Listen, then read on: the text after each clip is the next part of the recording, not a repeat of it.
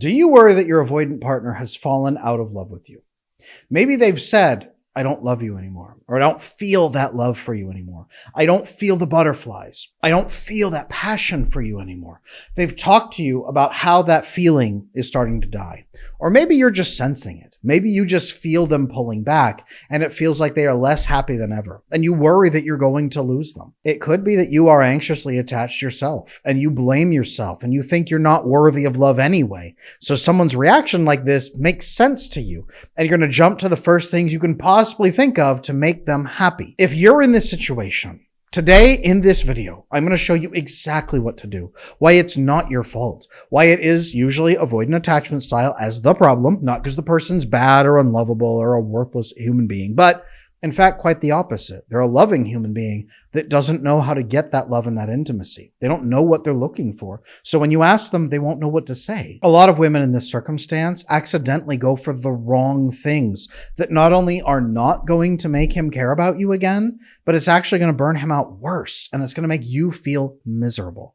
So in this video today, I want to show you exactly how to rekindle real love. In fact, I'm going to show you how to build a kind of love that he's probably never experienced before. I'm going to show you the kind of love you've probably never experienced before. And I'm going to show you how to build a fulfilling, sustainable relationship for both of you so that you can share that intimacy that you know is possible for the rest of your lives. If you're ready for a 50-year marriage where you get to that rocking chair moment at 90 years old, holding hands and laughing and smiling together because you've had a great run and you're enjoying your golden years together at the end.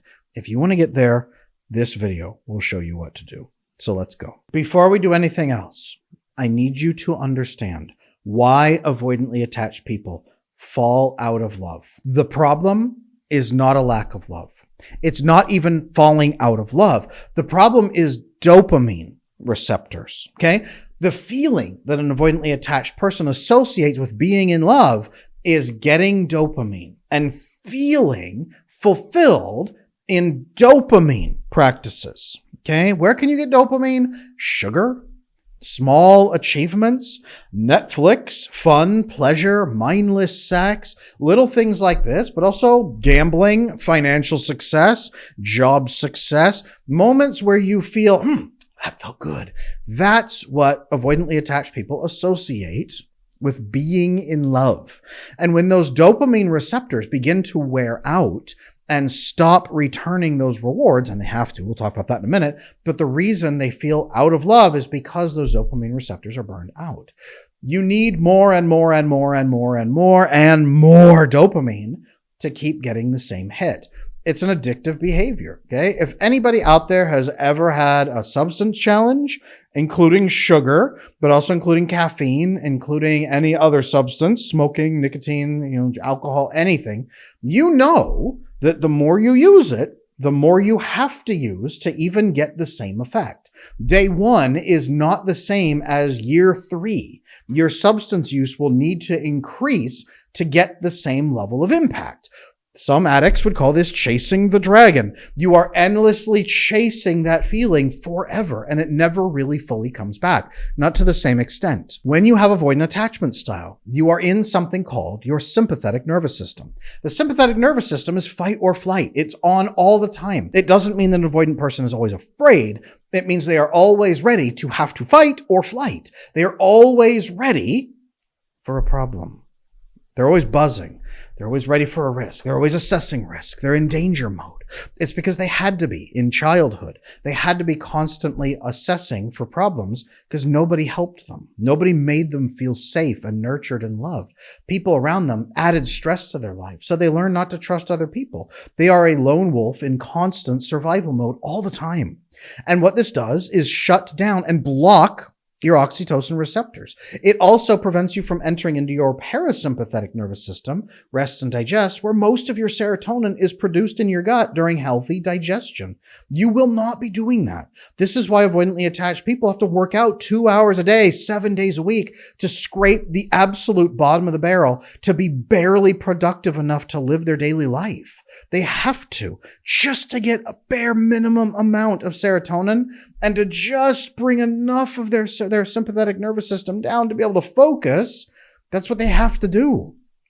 So yes, they pull away when they get stressed. They don't know how to resolve stress. They're actually less resilient against stress than anybody else, because when you have oxytocin flowing through your system, that bonding hormone, it gives you GABA, which then suppresses cortisol. So you can shove cortisol off and say, I'm not going to think about that for right now. I'm going to manage that at this appropriate time. When you don't have that, it's just in your face. And the only thing you could do is dissociate from those feelings, which is why avoidant people say it is what it is all the time. That means I don't have capacity to feel this right now, so I won't. That's what that translation is. It is what it is. I don't have capacity to feel this, so I won't. Nobody's coming to save me. I don't think I can work cooperatively with anyone on the planet. I have to do everything by myself. I'll rest when I'm dead. I've never actually experienced rest or peace whatsoever, so I assume it's a state I'm incapable of reaching. Okay, let me translate those three things for you right there. What that means is they have never entered their parasympathetic nervous system. They've never fully cooperated with somebody else and believed that it was a sustainable system of continuous cooperation. And they don't know how to resolve their own feelings because they don't have the brain chemistry to do so. It's shaped their language, it's shaped their relationships, and now it's shaping their unhappiness with you. They are going to burn out on dopamine. And avoidant is survival-based. Their dopamine burns out. They won't feel stimulated, and they won't think they love you. They do love you, but they don't feel stimulated, so they think they're falling out of love.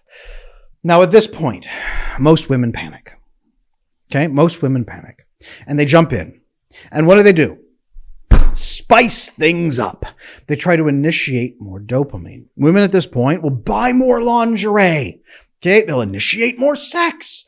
They'll propose threesomes. They'll watch videos. They'll make videos. All kinds of things go and go and go. And none of it works. It gives a little bit of a boost and then nosedives.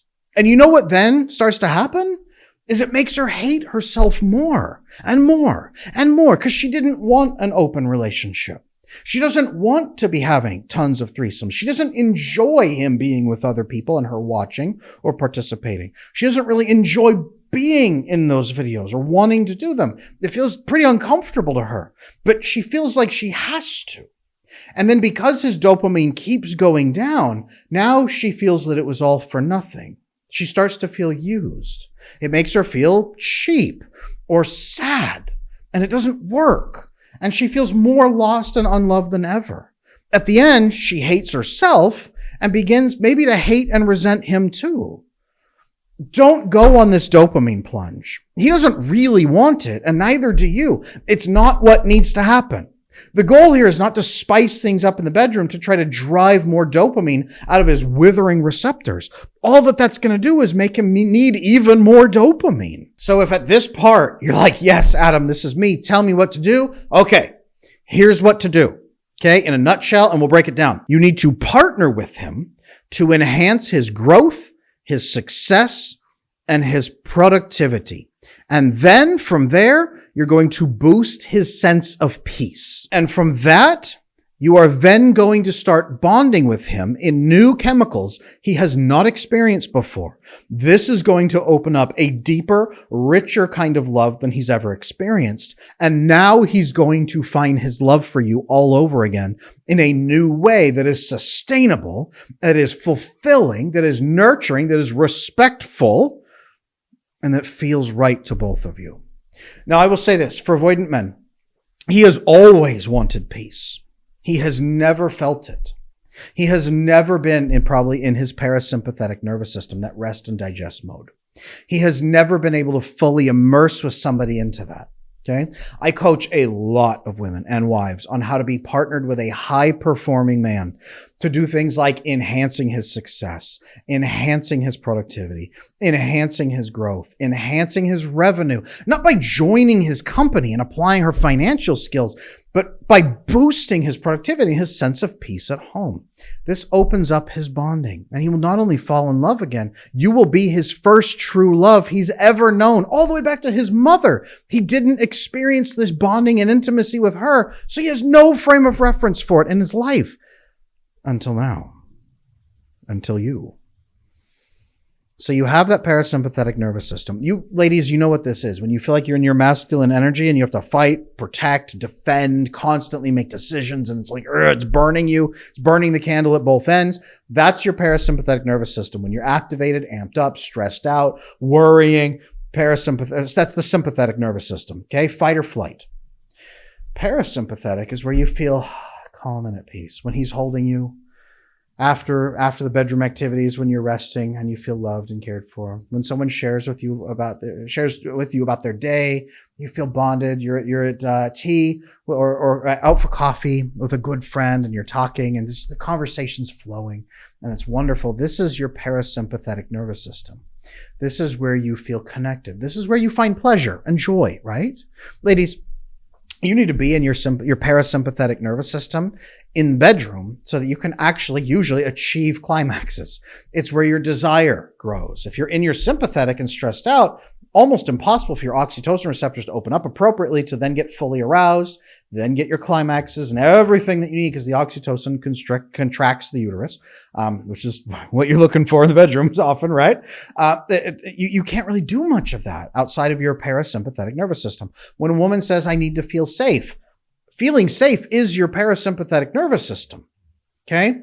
Now imagine somebody who has never experienced that ever in their life, to the extent that they don't even know that that is a possible experience. Ladies, you can say, I want to feel safe, because you know some kind of what that feels like. Now imagine that he never has. Imagine telling him, I need you to help me feel safe. And he goes, huh? What? Feel what? And it's not that he thinks you're stupid. It's that he has no concept whatsoever of what you're trying to tell him. Imagine that he starts talking to you. Yeah, you know, the little green men. They land on your lawn, they come in, they eat all the food in your fridge, and they take you to Mars, and they walk around on Mars with you, and then they fly home at the speed of light in their saucer, and he's just talking like this is a normal experience. And you're like, huh? When you talk about feeling safe, that's what he hears. We need to get to a place where you can help him feel that. Okay? I'm going to talk to you about exactly what to do. Like I said, I help women with this all the time. Okay? But when you help him reach that, this opens up his bonding. This is where he finds true love with you. The male and female nervous systems are meant to integrate like this. Okay? The male nervous system is designed to endure hardship and pain and such on the outside. And we're better geared for it long term. We can.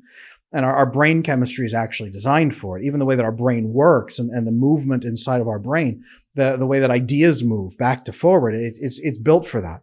So we're built to handle more stress. Not that women can't, but that women shouldn't have to. Okay, so that women can be in their parasympathetic nervous system more often. Hunter-gatherer model, evolution of male and female roles. So if a woman is in her parasympathetic more often, she's more fertile. She's also able to care for others better with an abundance of what we now call feminine energy, but that's having high oxytocin. So you then give oxytocin to others and then enhance their nervous system experiences, their oxytocin, their GABA, and their melatonin, their serotonin, all of that floods.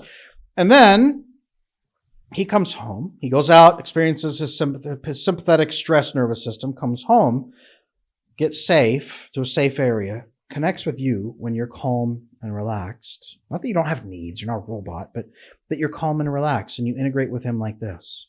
And he trusts you and you trust him and you feel safe, and then you can really integrate with him in a way he understands. And then you pull him into his parasympathetic nervous system. Now, what's incredible is men can't really do this on our own. We really struggle, okay? We invented martial arts and meditations and things like that to try to reach our parasympathetic nervous system on our own. You know, if he's going to meditate under a waterfall for 20 years to try to reach like a shred of this, or he can connect with you at home. But what happens when you integrate him into his parasympathetic nervous system? He comes home at the end of the day. You're both there. You meet up, you connect, your nervous systems link like this, okay? And you pull him in. Suddenly his oxytocin starts flowing. He's not buzzing. He actually relaxes and goes, oh, this feels good. Maybe you scratch your fingers on his scalp. Maybe you rub his shoulders. You feed him a good meal. You guys share a protein-rich meal, which loads with tryptophan, preloads with tryptophan, which is a precursor for serotonin. He understands how to talk with you. That's something I usually train men on, is solution-focused communication, so that he can start sharing with you, but for a purpose, and he understands. I have an earlier video on this channel called How to Talk to Your Wife or Your Girlfriend, for example. Great method for that I teach to couples or to avoidant men. But he needs to be talking with you as you're scratching your fingers on his scalp, as you're relaxing with him. Yeah, you go to bed together, obviously, and there's ways to do that. And I have other videos to show you how to activate vasopressin bonding in the bedroom instead of just dopamine for him as well. That shouldn't be a dopamine experience purely, but you're bonding with him appropriately. Now you're pulling him into his parasympathetic nervous system. He's resting, he's digesting. His oxytocin receptors for the first time in his life are opened up. You start filling his oxytocin receptors. His vagus nerve in his chest begins to stimulate, and he starts feeling warm and relaxed. Now GABA floods through his system, and his brain says, you know what? All those things I'm thinking about, I'm just going to let them go till tomorrow. I don't need to think about them today. His teeth stop grinding. His body stops vibrating, and he just relaxes into the moment with you in the way that you've always wanted him to. Now, oxytocin goes up. GABA goes up. Melatonin starts kicking in. He starts relaxing. He says, oh, I'm getting kind of sleepy. He wants to snuggle with you afterward. Instead of jumping up, putting on his pants, and leaping out the window after the bedroom activity, he wants to actually stay with you. He wraps his arms around you. He lays his head on you. He relaxes with you.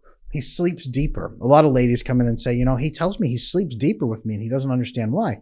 Higher melatonin. During that deeper melatonin sleep, his testosterone levels start to go back up to where they should be instead of being chronically fatigued. Same as his adrenals. They're not chronically fatigued anymore. They start to refresh and replenish. His human growth hormone goes up. So he starts making more muscle growth, and wound healing goes up. He can actually get higher gains at the gym and hold on to his muscles easier this way. Okay. And then he starts flooding with serotonin at night and during the days, during conversations. He feels content. He feels happy. He feels at peace. And then he's higher productivity during the day. He can solve problems faster. He can ease his relationships at work. He's stronger with the other executives at work.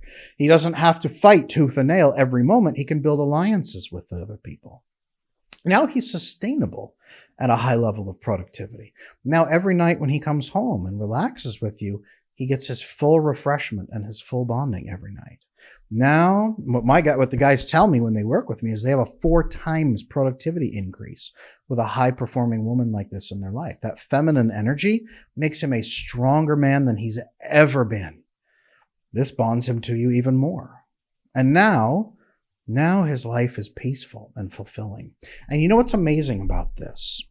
Yes, it requires some investment on his part. Yes, he has to learn some different sharing practices. Yes, he has to learn those connections and those bonding pieces. But as he does that, his life transforms. Only a woman can really help an avoidant man have this experience. Okay? Only a feminine partner can really help him. You have to help him to be more productive. You can also help him with tasks. Here's the problem. Here's one problem that I see a lot of women have is they say, what can I do for you? How can I help? And his brain goes, what tasks are on my plate right now? And his brain says, well, you can't do any of these tasks because you don't have my skill set. It's all stuff I have to do. So you can't help me. And she's crushed because it feels like he's rejected her. Ladies out there, let me know in the comment section if you've had this experience. What can I do for you? Nothing. And he says it just like nothing, like go away kind of thing. And you're just devastated. Instead of what can I do for you? What can I do to augment your success? What can I do to enhance your chance of winning? What can I do to take smaller tasks off your plate so you have more time for the ones that only you can do? How can I help you be more productive? How can I ease your stress? How can I give you more peace so that you can refresh better? How can I refresh you? Very few women ask their men, how can I refresh you? A guy would go, huh? Right? And there might be a couple ways that spring to mind fairly quickly. But even that, ladies, that vasopressin bonding, he has more receptors for vasopressin in his brain than women do. And if his oxytocin receptors are unused for years, they shift to accept vasopressin. Instead, he's primed like a dry forest, ready for a match. He's primed for vasopressin bonding. So the more you can begin enhancing his success and he can see himself growing, because of you. Maybe you're pre-cooking his meals because he doesn't have time to go make himself a lunch during the day. He needs high protein keto meals or whatever. And you're batching those meals for him and they're freaking delicious. And he's wolfing them down in the middle of the day going, oh, thank you, babe. And he's happy that you've helped enhance his chances of success. Maybe it's sitting peaceful with him in the evening. Maybe it's making sure you regulate your own emotions. And this is not to say, ladies, that you can't have your own feelings. And I get this one a lot. Does he have responsibilities to you? Absolutely. There is co-regulation and it's required in relationships. But co-regulation can only take place after self-regulation is maxed out. So you do need to be regulating your own emotions, not ambushing him with problems, not asking, would you still love me if I was a worm? It's a pretty good way to get broken up with by a high-performing guy, even if it's a joke. But it's having your feelings in order so that you can bring your feelings to him as sensory data and say, I'm having this feeling in the relationship. Here's what I think it means. Here's what I think we could do about it, but I'm not sure if that's a good solution or not. Here's the problem that I think I see. Can you see a better solution? What could we do to enhance things? He goes, oh, well, that makes sense. So there's a problem, and here's what you're thinking. Well, what if we do this instead? Would this solve it? Yeah, that would be great. Okay, let's do it. It's bringing that sensory data to him in that way. Now, yes, ladies, he has to be willing to hear you out. He has to be willing to work with you. He has to have some kind of empathy. He has to care about you as a human being, but he can still be ethically avoidant and not understand, clueless in that aspect, because he's never experienced that oxytocin bonding. He's never experienced the parasympathetic nervous system, the calm, feeling safe. He's never had that. Okay. You need to self-regulate. You need to bring measurable data to him. You need to show him how to enhance his success. You need to be helping him understand how to immerse with you. And you need to be showing him how to bond with you in and out of the bedroom. One of the biggest activities I teach women, quite frankly, is in the bedroom, how to set goals together to vasopressin bond, how to be more physically engaged with him during the act so that your oxytocin and pleasure goes up and so does his. And then afterward, how to rest him upon you so that he actually floods with oxytocin during that time and his brain is swimming in oxytocin with you. Most women don't know how to do that and they don't even think of it. So then they're just kind of left alone afterward. And he's just sitting there waiting for his next work task to begin. Not a good place for either one of you to be. So ladies, if you need help with this, there's a couple options I can pitch to you right now that will show you what to do. If you're listening to this like, yes, Adam, I need so much more information. I got you. I do have the How to Love an Avoidant Man video course. Okay. Inside there, I have built a program to show you, number one, how to regulate yourself. Number two, how to speak his risk assessment focused language, speaking about risks, talking to him in the way he will understand. Men who listen to you talk like this, pay attention in ways you have never seen before. His eyes are sharper. He's leaning in. He's listening and he's trying to work with you. If you felt like it's hard to get him to work with you, that language will help him do that. And it will help you understand and explain your needs. Speaking your needs to him so you actually get your needs met. You cannot just be a robot in this relationship taking care of him. You are a human being with rights and dignity and all of that involved. Yes, 100%. I get that question in the comment sections all the time whenever I talk about avoidant men. Yes, I do also care about women. I have a wife and daughters myself, so I hear that. It will show you in that course how to make your needs clear and measurable to him in a way that he will be happy to meet and take care of. And then it will show you how to fully earn his trust to deeply immerse with him for the rest of his life. If you're struggling right now to receive that love from him and he's burning out, that course will show you what to do. Now, that course will show you how to help an avoidant man feel loved. But if you're looking for a deeper solution, if he's wanting to fix his avoidant attachment once and for all, if you're wanting to fix maybe your anxious attachment once and for all so that you can fully self-regulate, if you as a couple are wanting to repair those bonds over time, talk about a deep vasopressin bond, I do offer the attachment repair program with myself or with my certified coaches who have their own specialties and are ready to assist. You can run through that program. It's either a 3-month program or a 6-month program, depending on what you're looking for. And you can resolve these issues permanently. Ladies, imagine this. Imagine instead of him falling out of love with you and you guys worrying about losing this connection, Imagine 3 months from now, he is singing your praises. He is telling everyone he meets how wonderful you make his life. He says, I cannot imagine my life without you. You have shown me the kind of love I didn't even know existed. Imagine that difference in 3 months. That's what the attachment repair program is built to do. So if you need help with this, please, please, please reach out. My website is adamlanesmith.com. You can get in touch with me or my client success managers, or just reach out with an email. I'm here, support@adamlanesmith.com. I'd be glad to help. I'm also open to taking questions. Please drop into the comments below. Share your thoughts, your feelings, anything and everything that's going on. If you've been through this experience before, please let me know in those comments. Please, if this was helpful, also like, comment, subscribe, come to my live streams and anything else so that we can really connect together. I want you to know more than anything that he probably does still love you. He is looking for connection with you, and he has no idea how to get it because he's never felt it. When you show him how to get this love and intimacy, he's going to love you like he's never loved another human being. And I want you to remember that and really believe it, because I've seen it thousands of times. It could be you. Till next time, take care of your relationship.